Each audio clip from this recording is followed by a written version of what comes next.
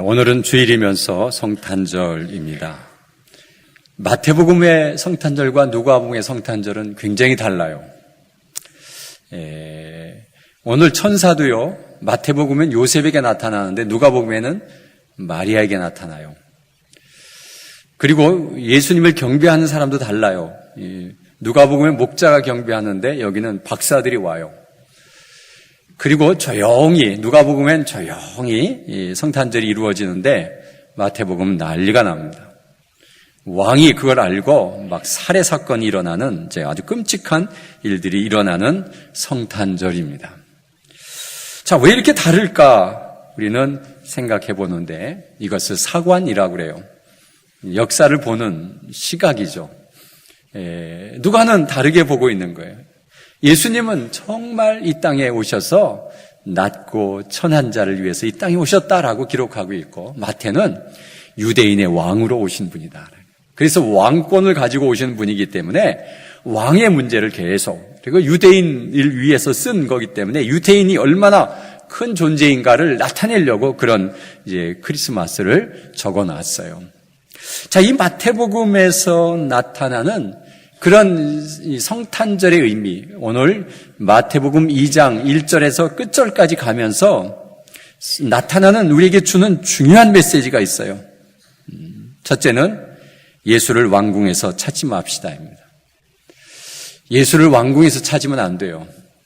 거기에 없어요. 왕으로 오시지만 정치적인 왕으로 오시는 분이 아니에요. 그런데 자꾸 우리는 왕궁에서 예수를 찾으려고 해요. 왕궁에서 찾으면 안 돼요. 예수를 백화점에서 찾으면 안 돼요. 예수를 크리스마스 파티에서 찾으면 안 돼요. 거기는 예수님이 없어요. 그런데 수많은 사람들이 그곳에서 예수를 찾지만 거기는 없고요. 그런 곳에서는 결국 죄만 나타난다는 사실입니다. 죄만. 크리스마스 베이비라는 얘기를 들어보셨어요? 성탄절에 술 한잔 먹고 음란한 짓을 해서 아기를 갖는 사람들이 많다는 거예요.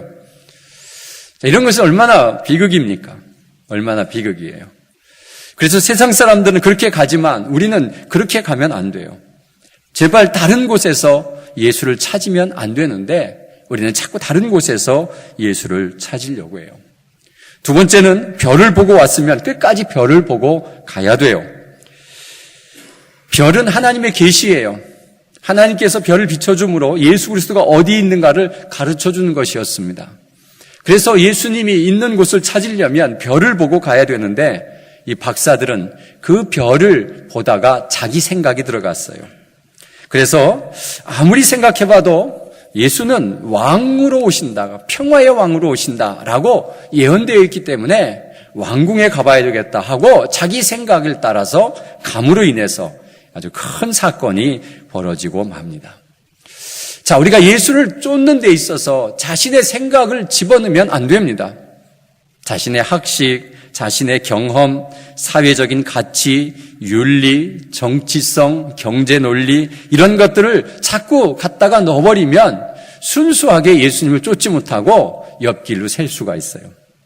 그래서 그것과 이게 복잡하게 엮어가지고 신앙생활을 하는 사람들이 참 많이 있어요. 여러분, 우리가 별을 보고 주님을 보고 쫓아간다고 생각하면 끝까지 가야 돼요. 자신의 생각을 넣지 말아야 돼요. 자신의 지식을 넣지 말아야 돼요. 자신의 가치관과 자신의 경험을 거기에 곁들이면 안 돼요.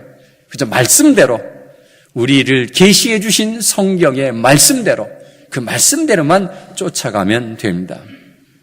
세 번째는 예수 그리스도를 경배하려면 예물을 드려야 돼요. 박사들이 드린 예물은 정말 비싼 겁니다. 우리가 서민이 감히 살 수 없는 그런 예물들이죠. 여러분, 황금과 유향과 모략은 그 시대에 굉장히 중요한 가치를 나타내는 것들입니다. 결혼하기 위해서 준비 자금으로 유향을 만듭니다. 황금은 너무 여러분이 잘 아시겠죠. 모략은 시체가 썩지 않도록 장례 지낼 때 꼭 필요한 겁니다. 그래서 그들은 그 시체에 모략을 잘 발라서 그 시신이 오랫동안 보존하도록 만드는 것이 모략인데 보통 비싼 것들입니다. 여러분, 그런 예물을 우리가 어떻게 드릴 수가 있습니까? 그런데 그 예물 속에 담긴 아주 깊은 뜻이 있어요. 황금은요, 변치 않는 것입니다. 왜 비싸냐 하면 변치 않기 때문에 그렇습니다. 그래서 우리가 황금과 같은 것을 드리려면 주님은 우리에게 변함없는 믿음을 요구하십니다. 그래서 여러분, 우리가 황금과 이런 황금은 드릴 수 없지만 변함없는 믿음은 드릴 수 있지 않겠어요? 근데 우리 믿음이 자꾸만 들쭉날쭉해요. 어느 때는 잘 믿었다가 어느 때는 못 믿고 어느 때는 떠나가 버리고, 이런 신앙의 삶을 산다는 것은 우리가 황금을 드리는 것이 아니라 썩어질 것들을 드리는 것이에요. 그래서 변치 않는 믿음을 드려야 하는 것이 우리가 해야 할 아주 좋은 사명입니다. 두 번째는 유향은 향료죠. 향신료죠. 향수죠. 향수. 그것은 향기 나는 삶을 드리는 겁니다. 우리의 삶이 너무 향기로워서 주변에 있는 사람들이 향내를 맡아서 이게 무슨 냄새야? 예수 냄새 나네? 저 사람 예수쟁이네? 이렇게 향기를 풍겨낼 수 있어야만이 됩니다. 이것이 주님 앞에 드리는 아주 가장 소중한 보물이고 선물입니다. 우리 흉내가 썩은 내가 난다면, 세상 냄새가 난다면 이거 어떻게 하면 좋겠습니까? 이것은 하나님께 드릴 수가 없고 오히려 하나님의 이름을 망령되이 일컫는 그런 일을 할 수밖에 없는데, 우리에게 진정한 향기 나는 삶이 우리에게 풍겨져 나오는가를 생각하면서 그 향기를 드려야 됩니다. 모략은 무엇입니까? 우리 시신이 썩어가는 것을 막는, 부패를 방지하는 아주 특효약입니다. 여러분, 우리의 세상이 썩어가지 않도록 우리가 모략과 같은 신앙생활을 해야 됩니다. 마치 소금과 빛의 역할을 감당하는 것과 같이 우리의 삶이 썩어지지 않도록, 우리의 주변의 환경이 썩어지지 않도록, 우리가 그곳에서 녹아지고 우리가 그곳에서 영향력을 끼쳐서 이 사회가 깨끗한 사회로 만들어가는데 모략이 필요합니다. 우리의 신앙이 모략과 같은 신앙이 되어서 부패해가는 이 세상을 썩지 않도록 만드는 것, 우리가 해야 할 아주 소중한 일들입니다. 여러분, 우리가 성탄절을 맞이해서 주님께 드릴 이런 보배가 있는가, 이런 선물이 있는가를 생각해 보시기를 바랍니다. 정말 우리가 이 땅에 오신 주님을 환영하고 축하하고 경배하는 그 마음으로 이런 소중한 예물을 드릴 수 있도록, 여러분 오늘도 우리의 마음속에 깊은 다짐을 하시는 귀한 여러분 되시기를 간절히 바랍니다. 자, 이런 성탄절의 의미가 마태복음에 있지만 가장 성탄절의 의미를 잘 나타내는 본문이 그 마태복음 앞에 있는 오늘의 본문입니다. 오늘의 본문은 정말 성탄절의 의미를 너무 잘 나타내고 있어요. 마리아가 잉태했는데 성령으로 잉태했다는 거예요. 자, 첫째는 이 성탄절의 의미에서 가장 중요한 것은 예수님은 성령으로 잉태되었다는 것입니다. 성령으로 잉태된 것이 왜 이렇게 중요하냐 하면 이것은 성육신하는 거예요. 하나님이 인간이 되는 겁니다. 성령이 아기가 되는 겁니다. 그래서 육신의 몸을 입고 이 땅에 오신다는 사실입니다. 이것은 굉장한 사건입니다. 하나님이 인간이 되신다는 것, 이것은 너무나도 큰 사건이고, 하나님으로서는 자기가 아주 이 땅에서 비하하는, 자기 자신을 비하하는, 자기 자신을 낮추는 그런 아주 끔찍한 일이에요. 마치 내가 개를 구원하기 위해서 내가 개가 된 것과 같은 현상이죠. 어떻게 그런 일을 할 수가 있어요? 차라리 안 하고 말지. 개라고 하는 존재의 가치를 우리는 얼마나 우습게 여기고 있습니까? 근데 왜 개를 위해서 죽습니까? 하나님 입장에서 보면 우리 인간은 보잘것없는 인간이에요. 그냥 쓸어버려도 괜찮은 인간이에요. 그렇지만 그가 우리 인간을 사랑하셔서 자신이 성령으로 이 땅에 오시고 마리아의 속에 오셔서 아기로 태어난다는 이 성육신의 사건은 정말 우리에게 크고 놀라운 사건이었습니다. 그리고 또 마리아가 동정녀라는 곳에 성령으로 잉태됨으로 남자를 경험하지 않았습니다. 여기서 남자를 경험하지 않았던 것은 그는 원죄가 없습니다. 남자를 경험하면 분명히 원죄를 타고날 수밖에 없는 것입니다. 그런데 그가 남자를 경험하지 않고 성령으로 태어났기 때문에 그는 죄 없이 이 땅에 태어나신 유일하신 한 사람입니다. 그래야 우리의 죄를 구원할 수 있는 겁니다. 죄인이 죄인을 구원할 수 없습니다. 우리 죄인을 위해서 죄가 없는 한 분이 필요해요. 그래서 그 죄를 대신 지고 이 사람이 죽음으로 죄를 전가시킨 이 사람은 깨끗함을 얻을 수가 있는 거예요. 그래서 성령께서 남자를 통해 오지 않고 성령을 통해서 마리아에게 오심으로 그는 죄 없는 사람으로 우리의 죄를 위해서 십자가에 질 책임자로 이 땅에 오시게 된 것, 이것은 얼마나 큰 은혜인지 모릅니다. 그분이 그렇게 오심으로 우리의 죄를 씻음받을 수가 있고 우리의 그 수많은 죄들을 다 용서받을 수 있는 것이 얼마나 중요한 진리입니까? 이것들을 하나하나 이루어 가시면서 하나님께서 이 땅에 오신 과정을 성령이 잉태되었다. 오늘 본문에서 이 요셉에게 2번에 걸쳐서 이야기합니다. 이 요셉은 이것을 믿습니다. 자기가 그의 경험자이기 때문에, 자기가 그 모든 상황을 지금 보고 있기 때문에 이 마리아가 잉태된 것이 성령으로 된 것을 확신하며 의로운 자라 그는 그의 말씀을 따르게 됩니다. 자, 2번째는 그 성령으로 잉태된 아기에 대해서 이름이 주어집니다. 두 가지 이름이 주어지는데 첫 번째는 예수라고 하는 이름이 주어집니다. 두 번째, 예수의 이름에 사명이 있고 구원이 있습니다. 21절에 예수라 하라 정해집니다.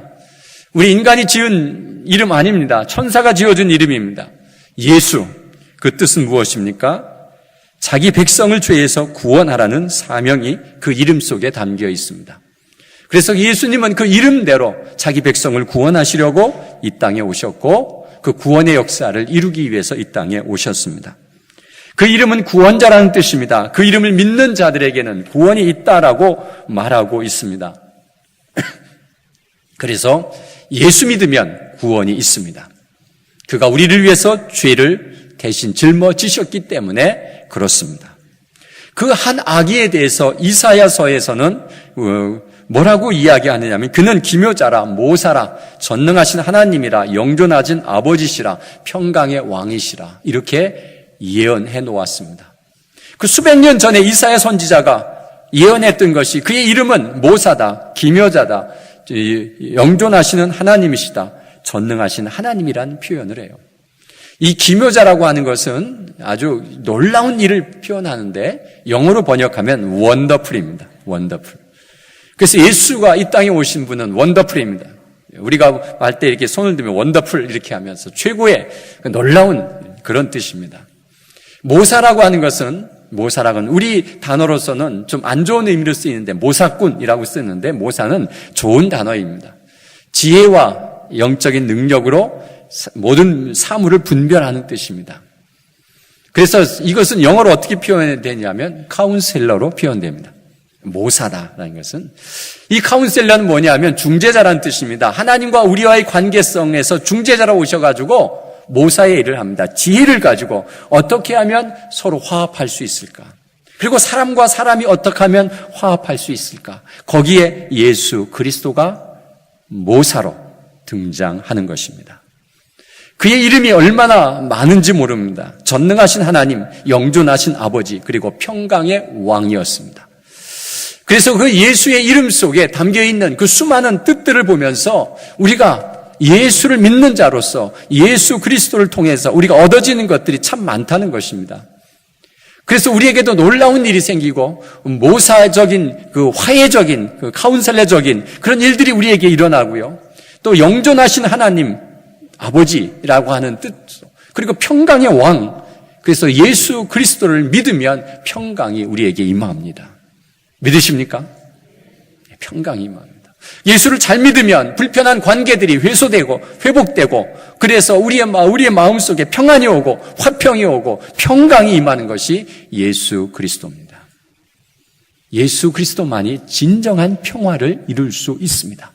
세상의 그 어떤 것으로 평화를 이룰 수가 없습니다. 자본주의, 민주주의 평화를 이룰 수 없습니다. 공산주의 더 평화를 이룰 수 없습니다. 사회주의도 마찬가지입니다. 거기에 진정한 평화가 없습니다.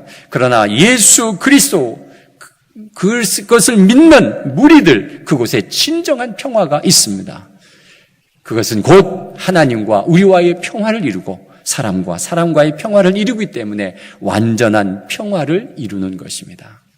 그래서 이 세상은 예수 믿는 사람으로 가득 차야 한다고 하는 것을 말하고 있습니다. 또 한 가지 그 사명을 우리에게 맡기시고 하늘로 가셨습니다.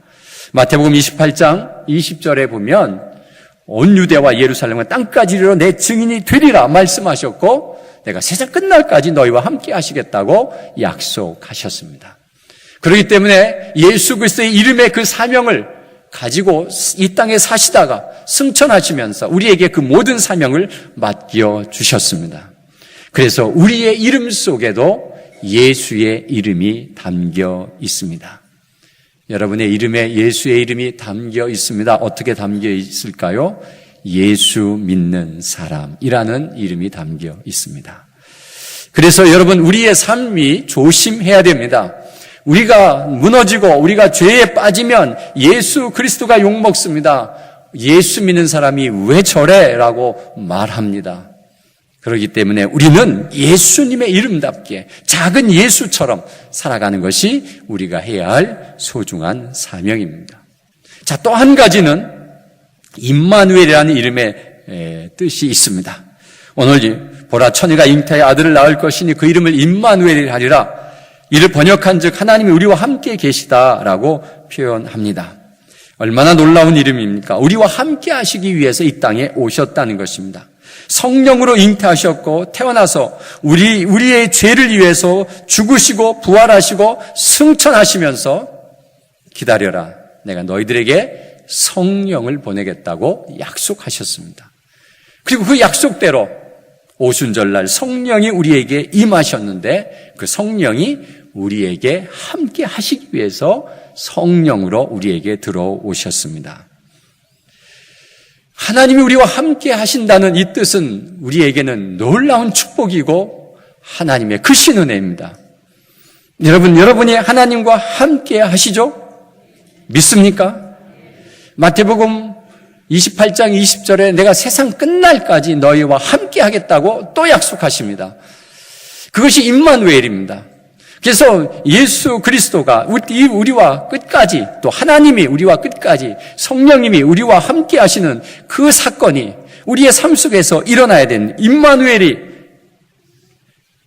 이 땅에 살면서 필요합니다. 예수의 이름 그 사명에는 구원이 있다면 임마누엘에는 우리와 끝까지 함께 하시는 하나님. 그는 지혜의 왕이시고 하나님의 놀라운 능력자이신 그분이 우리와 함께 하시겠다는 거예요. 그래서 여러분 성탄절을 맞이해서 우리가 다시 한번 감사하며 결단해야 할 것은 그 예수가 나와 함께 하느냐라는 것이죠. 그 하나님이 나와 함께 하느냐라는 것을 우리가 다시 한번 생각해 봐야 됩니다. 여러분 신앙생활이 무엇입니까? 교회를 다니는 것만 신앙생활이 아닙니다. 일부입니다. 중요한 신앙생활은 나와 함께 하시는 하나님과 살아가는 것이 신앙생활입니다. 많은 사람들이 교회에 오면 하나님이 있는데 집에 가면 하나님이 없어요. 직장 가도 하나님이 없어요. 그래서 하나님과 별개로 살아가요. 이것은 이중적인 신앙의 자세인데 이 이중신앙은 그러면 하나님 앞에 칭찬받지 못한다는 사실입니다. 어디 가나 우리가 함께 하시는 하나님이지 교회만 왔다가 직장 가면 하나님 가만 계세요. 여기서는 내 마음대로 하겠습니다 라고 하는 것은 신앙생활이 아니라는 사실입니다. 그래서 우리는 신앙생활, 우리와 함께 하시는 것이 무엇인가 생각해 봐야 됩니다. 자, 영접하는 자, 영접했다고 하는 것은 우리 육신을 받아들이는 것이 아닙니다. 누가 딩동하고 오면 문을 열고 그 육신을 받아들입니다. 집에 들어오십시오라고 받아들입니다. 그럼 영접해서 하나님의 자녀가 되는 권세를 얻었는데 우리가 예수 그리스도는 영은 성령은 보이지도 않는데 어떻게 영접합니까? 그것은 내 마음속에 모셔드리는 것을 영접했다라고 합니다. 자, 영접되어진 그 임마누엘 하신 하나님은 우리와 함께 하시기를 원하는데 우리 마음 속에 오시고 우리의 정신 속에 오셔서 우리를 어떻게 이끄시고 어떻게 하시는가를 우리는 한번 생각해 봐야 됩니다. 사람은 이 육신을 입은 이 사람은 본능에 따라 삽니다.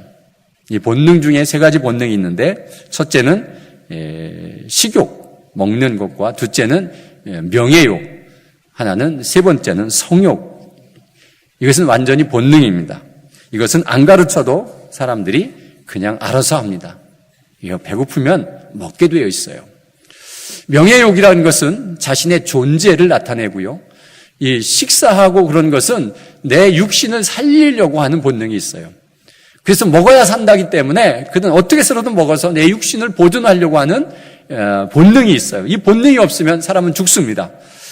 그리고 명예욕이라고 하는 것은 내가 살아있다, 내가 존재한다라고 하는 것을 나타내려고 자신의 존재감을 나타내는 것이 명예욕입니다. 성욕은 자신의 쾌감을 나타내는 쾌락을 누리고자 하는 그 마음입니다. 이 쾌락을 어디서 누릴까 막 찾아다닙니다. 그래서 안 되면 마약을 통해서라도 자신의 쾌락을 느껴갑니다. 그래서 이것은 본능이기 때문에 어떻게 해서라도 이것은 하고야 마는 것이 우리의 사람의 본능입니다.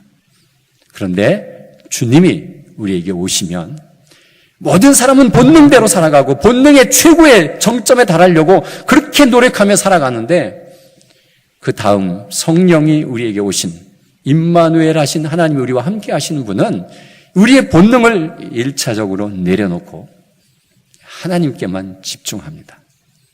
먹고 사는 것도 하나님 때문에 먹고 사는 거고 명예를 잡는 것도 하나님 때문에 사는 거고 내가 쾌락을 누리는 것도 하나님 때문에 얻는 것이라고 하는 것을 깨닫고 모든 우선순위에서 하나님 중심으로 살아가는 것. 이것이 성령 충만한 삶입니다.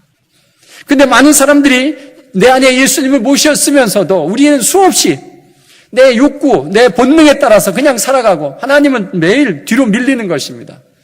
지금 먹고 살기 힘들어 죽겠는데 하나님 좀 가만히 계세요. 내가 그 일 하다가는 아무것도 못하겠습니다. 라고 밀쳐놓습니다.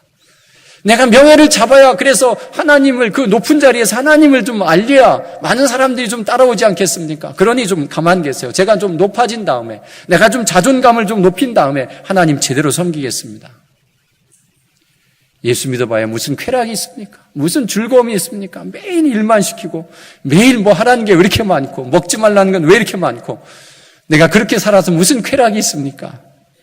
그래서 세상의 쾌락을 쫓아가는 그리스도인들이 너무 많다는 것입니다. 여러분, 주님이 함께 하시고 이 땅에 오셔서 우리와 함께 하신다는 겁니다.